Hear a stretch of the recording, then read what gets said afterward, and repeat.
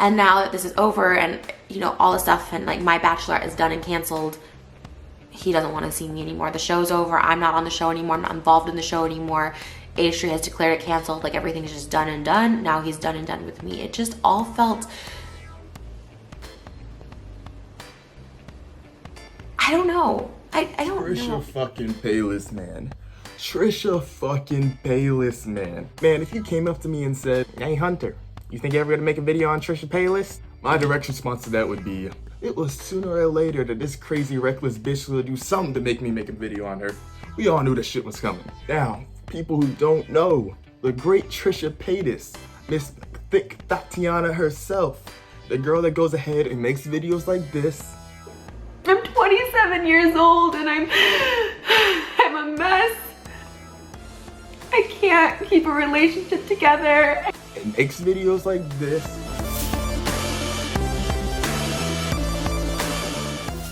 And also makes videos like this.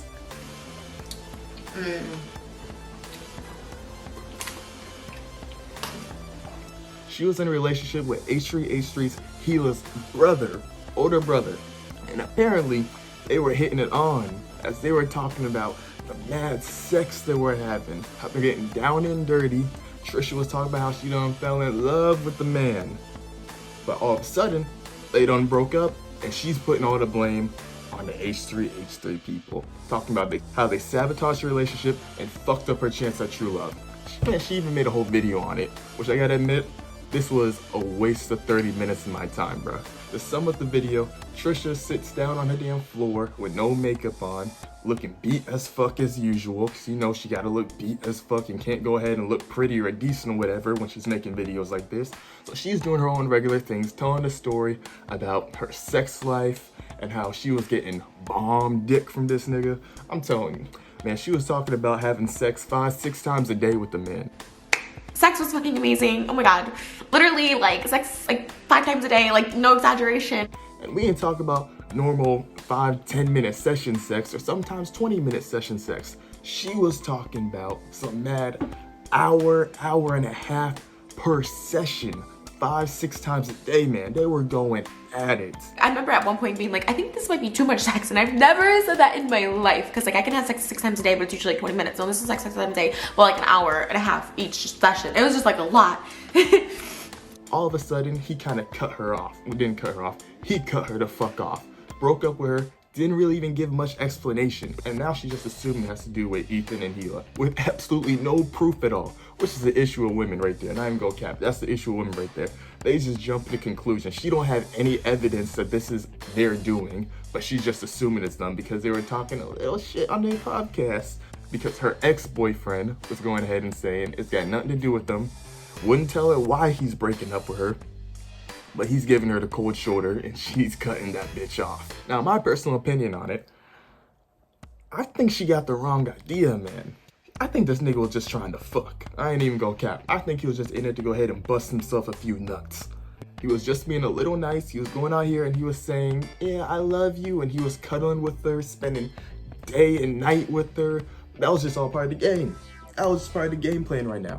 It didn't mean he wanted to date you or he was actually really in love with you. Nigga, was just part of the game plan. He was one of them niggas that was just trying to get in your head, make you feel an emotional attachment so you can go ahead and spread them legs and let a nigga get deep inside of there. That's all the nigga was trying to do. Honestly, you can look at it 2 different ways here. You can look at it as being, this guy's a piece of shit. He really disrespected this woman and played with her feelings just for sex. Or you can go ahead and you can look at it as this. This nigga really a dog. This nigga about that life right here. This nigga played with her feelings, had her emotionally attached to him, and was donkey fucking this girl, was getting food from her, had a little place to stay at. She was allowing him to stay over at his crib, had him a nice comfy bed, got a little bit of clout from everything. And then when he was all done with it and said, man, I done ran through this shit. I lost track how many times. I ran through this shit about 5-6 times a day for the last month, man. It's time to move on. I appreciate the pussy, but it's time to say goodbye. So that nigga right there. And you can respect it. You can respect it. Because I kind of respect it a little bit, but I also think it's kind of a piece of shit right here. It's like a balancing beam right now that's straight, perfectly balanced, if you feel what I'm saying. I'm on both sides here. I fuck with both options. Anyway, so Trisha trying to have everyone feel sorry for her, trying to get everyone to hate on H3H3 more than they already hate on them niggas. Trying to have them hate on Gila's brother. And man, I can't wait to see their response video of this. I'll make another video on it, but shit, that's to sum it up for you. I just saved you 33 minutes of your time right there. Go ahead, like and subscribe in this bitch, my nigga. I'm fucking out.